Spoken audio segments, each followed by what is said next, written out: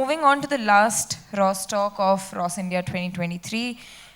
It's presented by Thomas Kuruvilla, and the talk is about AquaSea, underwater image enhancement.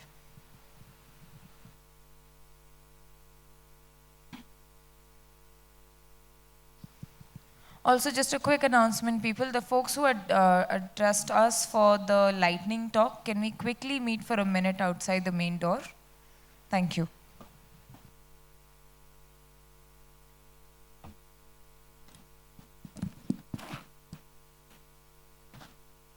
All right, so very good evening to all. So the topic that we are going to be discussing about is something around underwater image enhancement.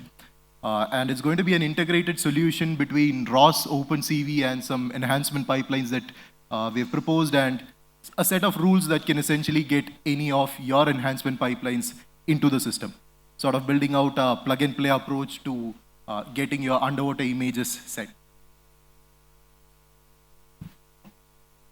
The integrated solution is mostly targeting hobbyists and makers, and it's mostly not intended for use in production.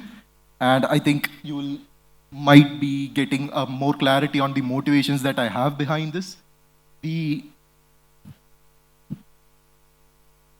So the first idea is to build more activity around underwater robotics. So I happen to be a hobbyist who started flying drones, eventually who landed up in building underwater drones. And as I started stumbling upon these resources that are at place and the kind of things that can be built around it, I sort of started thinking, why wasn't I aware about it? Now, when I look into the ROS ecosystem, I can, of course, see a lot of activity going on. There's this Dave project, there's this UUV simulator, and then there's this, I think, some contributions by Blue Robotics. So I thought, why not target something that gets you down to the makers and hobbyists who might be building something? The second motivation behind this is to support the booming blue economy, which is mostly something that I keep hearing about a lot in the last year or two. If we are to catch up to the policies that is going to get tech out into the water-related industries, fishing, cultures, flora, fauna, monitoring, any of those, it needs to start from the institutions, it needs to start from the interest that each of us young engineers might be having. So the idea is to get more people to work on this on a hobby grade level and eventually get their brains flowing with ideas and something that can be taken up to a production quality level. So we'll be looking at the entire thing in 3 levels. The first is going to be, of course, the image enhancement suites that we have added. The second is going to be the contributions from the OpenCV community that I'm trying to plug and play into this. And then, of course, from the ROS community. So when it comes to the enhancement pipeline, I've got 2 sets of work proposed. The first is complete, for which we will see a demo. The second is on a learning-based approach, which we will come to. So on the classical approach, we are working on something called a histogram equalization technique. So if you are new to image processing, the next description is for you. It's the enhancement approach. It's mostly when you try to plot your individual pixel intensities across the number of pixels that have the certain number of those intensities. So if I am to take a plot of my image to the intensities that each of my pixels have, it's going to look something like this. And the idea is, if at all it is an image that needs some sort of restructuring, if you intend to build upon it, you're going to equalize this histogram. And the way to do it is going to be 2 ways. You're going to reduce the peak out, as in get the peak down. And then you're going to broaden this lean histogram that we see over there. So input your image, get your histogram plotted. The next step is going to be to observe the pixels clustering around the middle. I think middle might be the wrong word. I think it should be the clustering of pixels around the peak. That is the area that we are mostly interested in. And then to stretch out this range. Now, that is core to what we are trying to do. So 2 approaches. One is to bring the peak down. The second is to widen out your lean peak over there. And finally, you get something like this. So if you are broadening out your peak, you get a much more wider intensity. And once you start bringing it down, all the sharp colors that you see on your image will also start to come down. So this is the approach that we try to work on. And we saw this very good work that I've cited over there, upon which we started building this. And I'll quickly go over the steps. So you're gonna resize it, all those pre-processing is gonna be done. The core idea is that you get it transformed from a RGB color space to a HSV color space. HSV is hue saturation value. It's something very similar to RGB in a way as to the intention of it.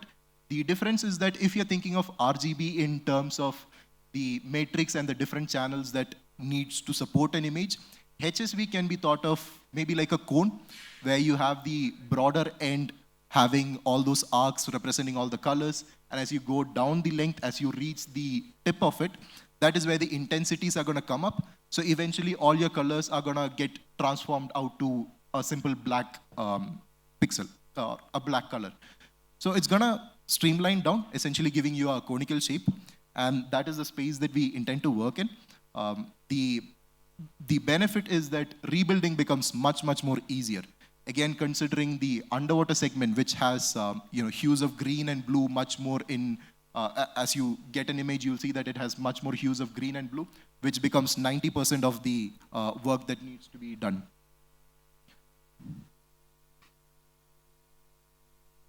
So for those of you who are not able to see the commands being written, on the left terminal, we have a bag playing out some of the data set that we had previously collected. I'm not sure if this is something that we collected.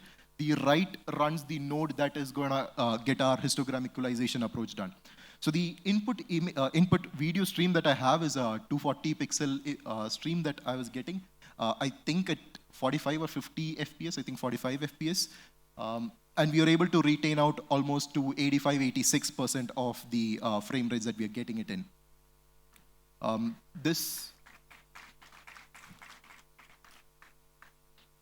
You can, of course, see the stream and sort of find out areas where the algorithm sort of breaks down. And that is exactly what my first reaction was, see where it's going to break down.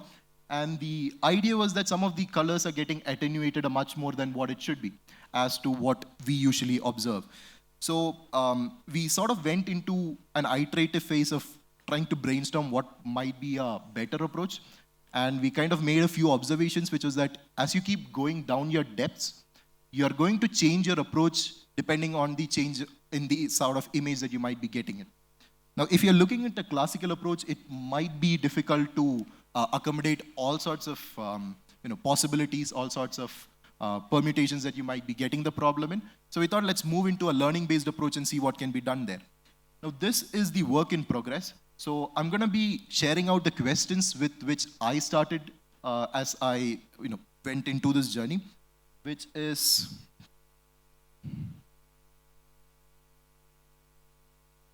the questions is, can we model the water quality parameters into an image enhancement network? Now, I wanted to know if we can have a hardware layer, if we can get the water quality parameters, and by that I mean something around the TDS, which is total dissolved salts, something around alkalinity maybe, any of those values. If I can get those hardware values into my system, I might be able to switch or make a decision on what approach to go ahead with any of those anchor points that I'm getting. The second question was, can the enhancement logics be transferred over networks? This particular question being the reason that since we have all these different approaches that works for different sort of conditions, can we adopt the learning that each of these approaches had? And can we use our anchor points to decide which of these to go ahead with? Now, I don't want to have a manual shift to start off or begin or end any of those algorithms. So it's going to be the model parameters that needs to be shifted on the go. And that is the question that I sort of started with. How do I do it? I'm not sure, but things that I'm trying out is something around a self-supervised learning approach, maybe a model documentation. Okay, I've got it twice. Okay. A contrastive learning approach or a transfer learning approach. Now, all of these have a lot of stuff that is very, how do I put it, common to each other.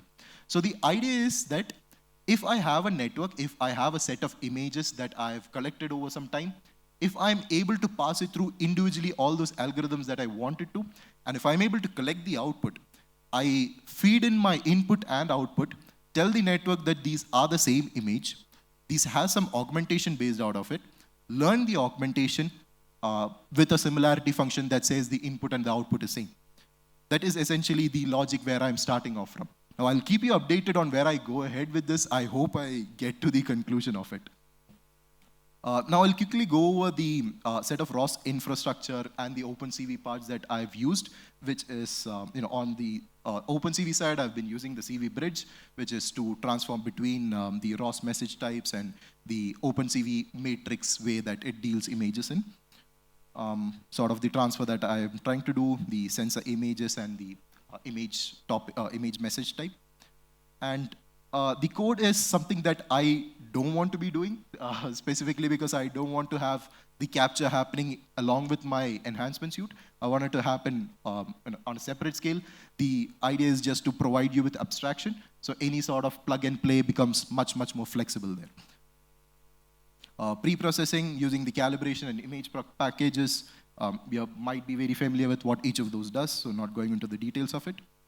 And then the image transport plugins, the publish subscribe mechanisms that allow you to effectively transform between these messages and to get it up and running. Now, before I conclude, the work has mostly been done with my team. I work for Andromeda Maritime Solutions, an underwater robotics startup based out of IIT Delhi. And most of the work that I've presented here has been closely done within the team. And now we want to open it up. And when I call out for contributors, I think I need to mention out what are the future prospects that I intend to add.